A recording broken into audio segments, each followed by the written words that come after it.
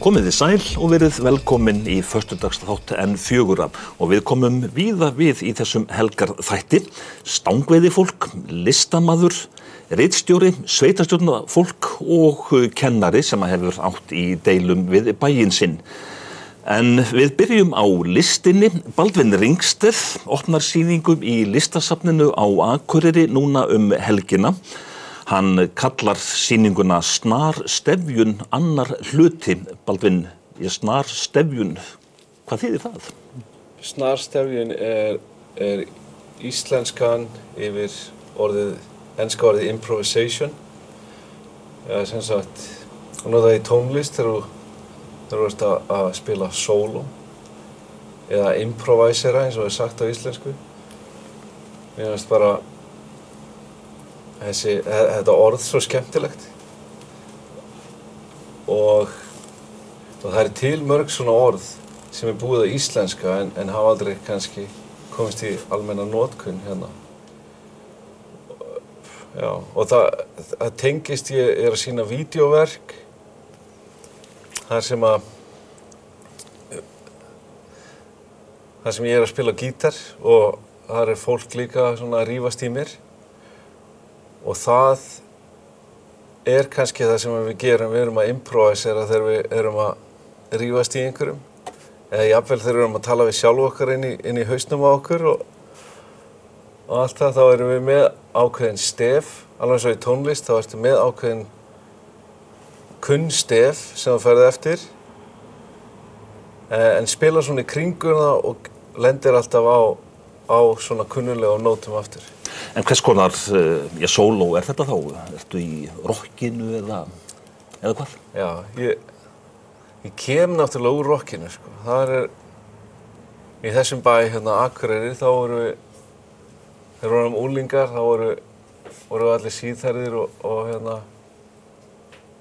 maður var svona að skoða amerísku rockblöðin og bresku og fann sína fyrirmyndir þar og það svolítið fyndið að hugsa það núna að maður var að berjast hérna í gegnum snjóinn á einhverjum litlum leðurjakka með sítt hár að fara niður í bæ af því að maður var með einhverjar hetjur sem maður voru kannski frá Flórida og maður var að svona reyna að passa inn í þá mynd.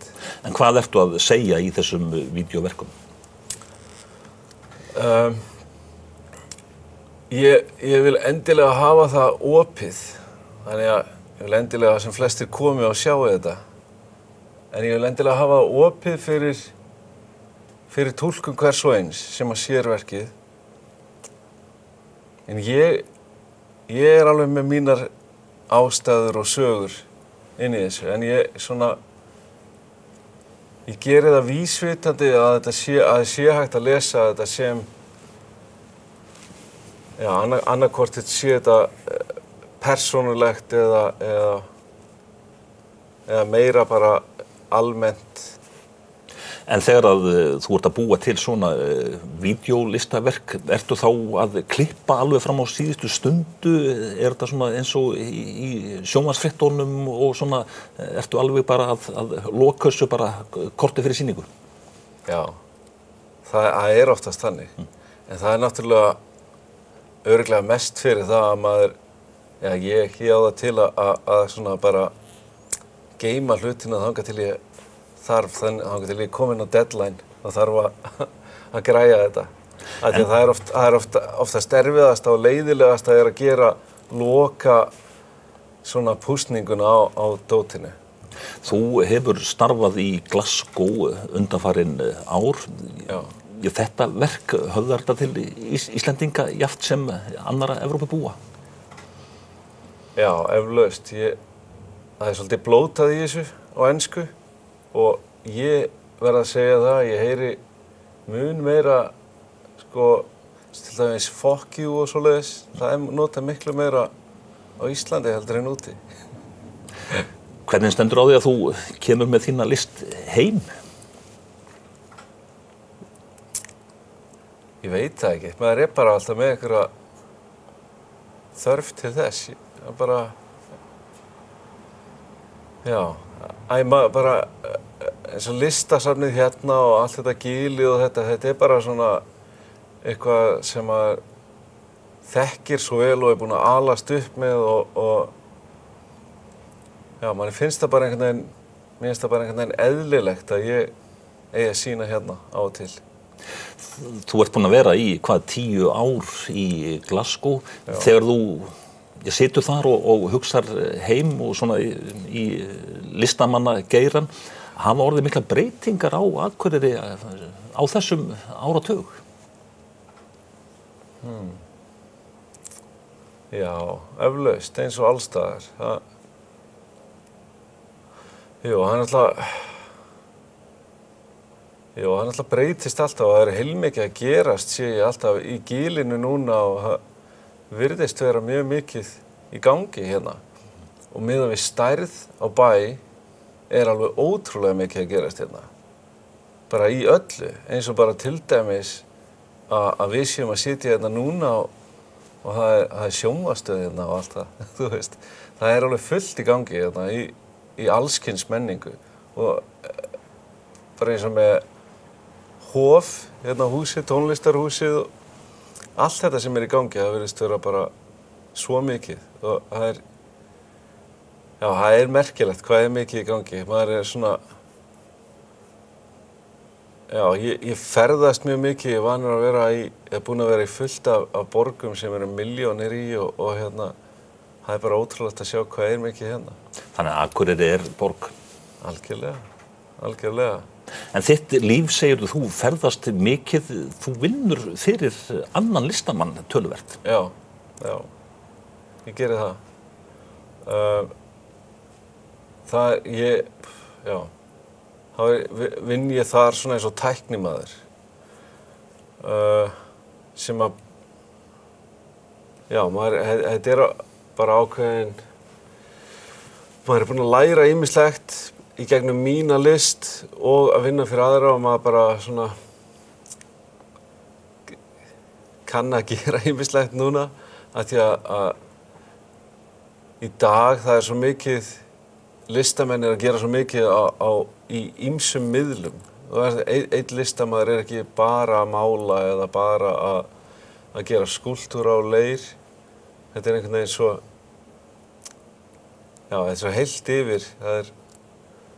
Þannig að maður þarf einhvern veginn að kunna ýmislegt fyrir sér til að pínulítið að gera vídeó og pínulítið að hengja upp málverk og mála og pínulítið að gera skúlptúra og svo framvegis. Og það bara,